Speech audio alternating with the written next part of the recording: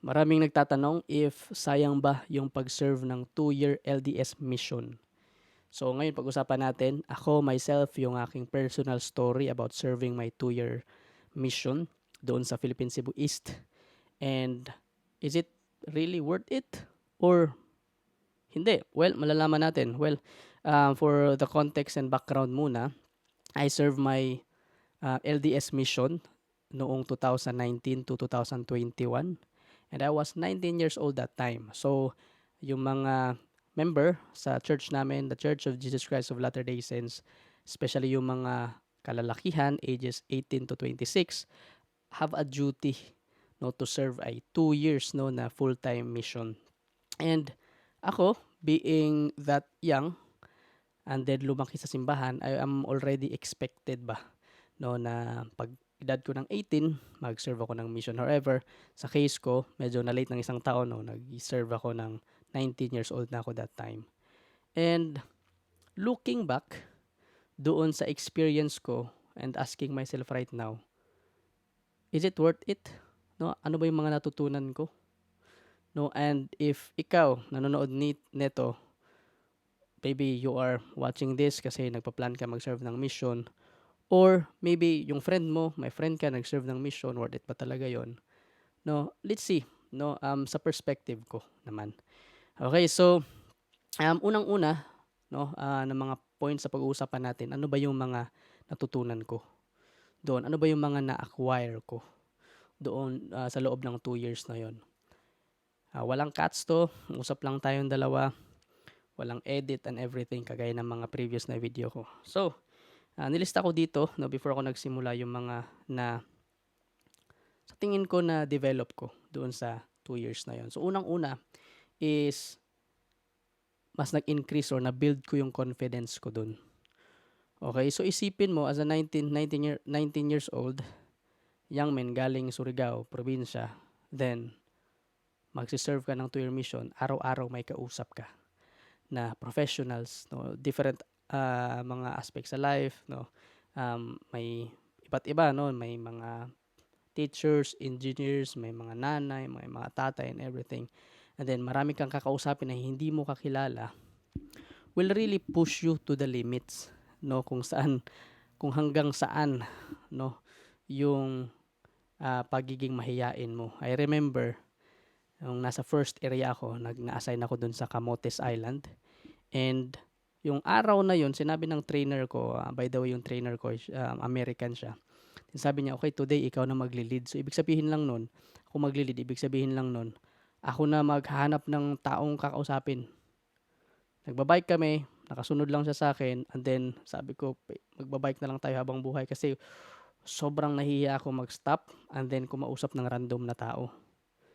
So, na overcome ko 'yun. Sabi ko walang hangganan tong bike na to. Sige, post ako. Kausap ako sa isang tao. And then that day, nung unang nakausap ko pa, ni-reject pa kami. Ay, wala. Dili mi, dili. Sa Bisaya. Wala, parang napahiya ako. Companion ko nasa likod. Relax lang. Hanap ulit isang bahay. Katok ulit. Hi, hello, ganun. Tapos magandang hapon, pakilala, tol. Hanggat sa nasanay na ako sa rejection. Hanggat sa natuto na ako paano yung tamang approach somehow, okay? Hindi naman perfect palagi. And then, natuto din ako mag-set ng goals and plans. Okay, self-improvement. So, every time nakaka-achieve ako ng goals ko, no, for example is to talk to ganitong numbers of people today na-achieve ko, mas nag-build siya ng confidence ko. So, una yon no, na-acquire ko or na-develop ko doon. And then, pangalawa, actually dapat ito yung pinakauna, is improve yung aking spirituality. So, when I was in high school, ako yung tipong makulit talaga, no, na high school student, tipong uh, hindi masyadong seryoso talaga sa life. No? Okay, computer shop. Yung tipong high school, skip sa klase and all, barkada. But during this time, ito yung pinaka-time na seryoso ako. And I was learning more about God each and every single day. Kasi again, pag-serve ka ng mission, hindi mo naman kailangan na perfect eh. Okay, you just need to pray about it, willing ka, and then let God help you doon sa 2 years na yon. And isa ako sa mga natulungan ng Diyos na napabago yung mindset ng buhay ko and all. Mas nakilala ko siya, mas naramdaman ko yung love niya, mas nakita ko how I can help more sa mga tao, mas nakita ko yung importance ng bawat isa. And mas na-appreciate ko yung Bible and then yung other scriptures. Sa church namin, we believe sa Book of Mormon. I came to know Him more doon sa mga bagay na yon. Pangatlo is that I expanded yung aking network. So yun naman yung isa din sa maganda kasi dumami yung friends ko, dumami yung makakilala ko, and it blessed me after sa mission ko. For example, after ng mission ko, hanap ako ng trabaho. Hindi ako college graduate. Okay, so ang nangyari, hirap maghanap ng trabaho. But dahil may kakilala ko, previous companion ko before, foreigner, usap kami, naging VA ako, no? Meron siyang uncle no naghahanap ng virtual assistants, and then yun yung pinakauna kong naging trabaho. Hindi ko siya hindi ako magkakaroon ng ganong opportunity without sa ganong kakilala. Right? And then sobrang sunod-sunod na kagad yung mga blessings and all, right, because of the people that I met doon sa mission ko. And even now, marami na akong kakilala, no, na all over the world na. Hindi lang doon lang. Kunyari, kung di ako nag-serve ng mission, edi yung makakilala ko sana. Doon lang, taga sa amin lang din, 'di ba? So after I serve my mission, sobrang lumawak talaga yung mga network ko. Okay? And I was very happy, mas marami akong culture no na expose ako sa iba't ibang culture, sa iba't ibang personalities, and of course, yung friendship, yung family mas lumaki. Right? So pang-apat naman is yung leadership skills. No, I was lucky enough no na maging trainer, nag-train ako sa companion ko. So, naging leader ako somehow, and then naging district leader din ako. Was able to lead a small group of missionaries, and then after that, after a month or two, naging zone leader ako. Mas bigger na yon na responsibility. Mas marami akong nakilala, mas marami akong na-lead na natulungan pa ng mga missionaries. Right? And then after that, during COVID time, naging assistant to the mission president ako. So ako na yung kumbaga dalawa kami noon, pinaka-leader kumbaga sa mga missionaries talaga. And then assistant na kami. No, and then I was able to know how to prepare a workshop, mag-workshop and all, solve ng mga problema, mga urgent na mga problema, mga emergency and all. So that's how I develop yung mga ganung bagay. Hindi ko siya ma-experience sana kung nasa bahay lang ako or kung nasa amin lang ako that time. Okay? And then, isa pa is yung teaching skills tsaka coaching skills. The more I teach, no, ito yung natutunan ko rin, the more I teach doon sa mission, the more I learn also myself. Kasi when you're teaching, you are learning twice. Okay? And then coaching din, natuto ako paano magtanong, paano simplify ng mga bagay-bagay. Although, syempre, hindi pa naman tayo ganun ka-perfect to teach. But, doon siya nagsimula. No? Doon siya nagsimula sa 2 years na yon. Right? And then, after sa service ko, naging teacher ako sa Missionary Training Center. And then, after, naging coach ako. Ngayon, actually, yung work ko ngayon is I'm a coach, no? Sa isang company. And doon pa din yung nagsimula, right? Sa 2 years na yon. So, nakita niyo yung pattern doon. Doon ko siya nakuha. And then, right now, na-apply ko na siya. Right? And then, pang-anim nandito is yung discipline tsaka time management. Isipin mo, pag nasa mission ka, you really need to follow yung missionary na schedule. Okay?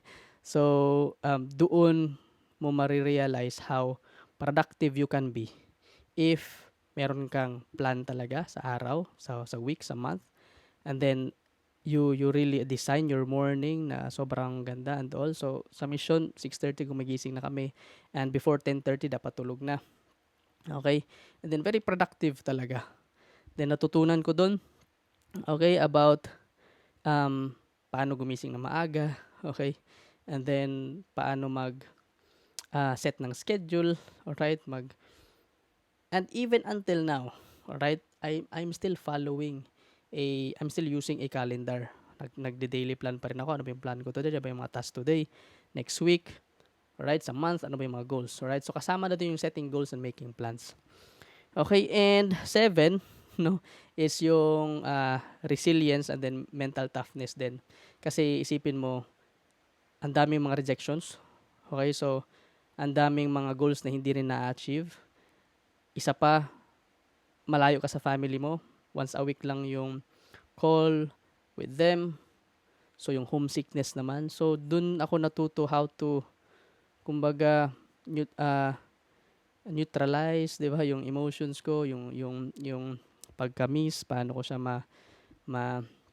overcome, yung mga rejection, and lahat ng mga different feelings. Isipin mo na lockdown din kami. Kami yung mga missionary na lockdown nung 2020. Okay, so nasa isang apartment lang kami, 4 kami doon. And then hindi kami pwedeng lumabas. So alam niyo naman yung experience na yon. And grabe yung resilience no, na na-build sa akin during that time. Okay, ang dami mga chances na pwede kang ma-depress doon. Pero I learned to pray hard, okay, to really ask for help, no, sa Diyos, and then mas naging resilient ako. Okay, and then isa sa mga nilista ko din dito is selflessness. Doon ko natutunan na, doon ako natuto paano unahin yung ibang tao. Beginning sa companion ko, right? May mga times na may companion ka, nagkasakit, ikaw din, masama yung pakiramdam mo, pero you know how to serve more, no? Even parehas kayong may sakit. Okay, and then dun mo matutunan na ang dami pa palang tao that really needs help more than you. Kaya akala mo ikaw na yung pinaka kailangan ng tulong and everything, pero dun sa mission, ang dami pa palang tao na dapat unahin compare sa'yo, kumbaga swerte ka pa pala. So, number 9 is yung aking communication skills. Especially sa English language. Although hindi pa naman ako sobrang galing doon, I'm still learning how to fluently speak English even until now, di ba? But isipin mo, doon ako, kasi Bisaya ako, di ba? First place, tapos nasa probinsya.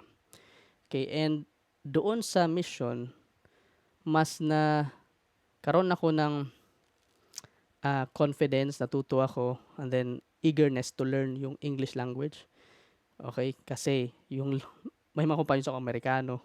Then nandun yung leader namin Amerikano din. And then we always encourage to speak English. Although hindi naman perfect English, but somehow na develop siya. And then again, talking to large audience, no, paano mag-ask ng question, kaya nabanggit ko kanina. Those are things na hindi ko talaga matutunan kaagad pag nasa bahay lang ako or nag-aral lang ako or na-lockdown ako somewhere. Doon ko lang siya natutunan sa mission. I'm very grateful for that. Kasi even now, ang daming chances na opportunity na nag-workshop ako sa sobrang daming tao sa work ko right now. Nagsasalita ako on the stage, even right now, no, sa camera, although hindi pa naman, again, I'm still learning, but doon ko siya na tutunan simula. Okay, doon ko siya na simulang natutunan. Again, Bisaya ako, nagsasalita ako ng Tagalog and then English also. But doon sa mission na yun, doon sa 2 years na yun, mas na-develop ko siya. And then mas naging easy na lang afterwards. Last but not the least is financial stewardship. Doon sa mission kasi, meron kayong allowance. Okay, meron kaming allowance. Sobrang konting allowance no, na binibigay sa inyo. Naalala ko that time, parang isang buwan namin na allowance doon was 7K. Okay. And natuto ako mag-envelope method, budget. Alright. So, yung allowance ko na yon, ako at ng companion ko, nag-stick talaga kami sa budget, grocery kami. So, dun ko natutunan, no, na pag-budget no, ng pera namin. Kasi again, tinuturo din yun dun. Okay, yung financial stewardship. And even until now, na-apply ko yung mga skills na yun na nakuha ko dun sa mission. Like even until now, nagtatrack ako ng aking expenses. Okay, so kung before sulat-sulat lang, right now meron akong app na ginagamit and it really blessed me, no, even until now. So hindi ko makukuha yung mga skills, experiences, yung mga learnings na yon if hindi ako nag-serve ng mission. Well, to answer yung question, worth it ba? Yes, 100% worth it. So if you have a friend or maybe kung hindi ka man member sa church, If may nakita ka na missionary, just say hi to them. Kasi those young men nag-sacrifice talaga just to be outside and to talk to people. Sinacrifice nila yung mga personal dreams nila. Like going to college muna. Okay, kasi mag-serve muna sila, madedelay yung college nila. May iba dyan, may work na pero kailangan nag-stop sila sa work para lang makapag-serve ng mission. And they are friendly by the way. Okay, so say hi to them, talk to them, and then ask ka kung ano yung, sabihin mo sila na gusto kong marinig yung message ninyo. Okay, and if you're a member and then you're planning naman no, to serve a mission, talk to your bishop now. Usapin mo na siya, sabi mo, Bishop, time ko na to, mag-serve na ako ng mission. Again, hindi kailangan na maging perfect ka. You just need to have that desire. Alam mo yan na kailangan mo mag-serve ng mission. And walang time kasi na kailangan mo maging ready.